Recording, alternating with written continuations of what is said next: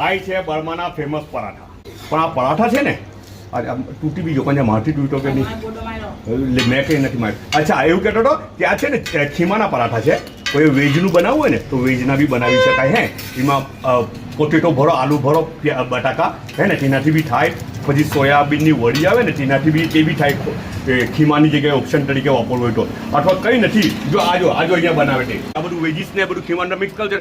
Main thing છે ને અંદર આ બેડું તોડેલું છે, ઈંડું ફીટેલું છે ને તેના અંદર તે બધું આ મિક્સ કલ્ચર તેમાં નાખેલું છે. રાઈટ ને? અચ્છા તો એ બેડું મેઇન હોય એના અંદર મતલબ કે યાર ને ગમે તે વેજીસ ભરો, કંઈ બી તમને નહીં મળે તો જે વેજીસ અવેલેબલ છે તે ભરી દેવાનું તો પરાઠો તૈયાર થઈ જાય. મસ્ત લાગે, મજા આવી જાય. હા એટલે સોરી એટલે પેલું છે ને જે શું કહે વેજ ખાતા હોય તો પછી બેડું નહીં ચાલે, તો પછી બેડાનું જરૂરી બી નથી. એમ બેડું કંઈ કમ્પલસરી નહીં મળે. બરાબર છે, મને બી ખબર નહીં, અધૂરા કૂક છે તો એવું જ નહીં યાર. હે ને તો મજા આવી જાય.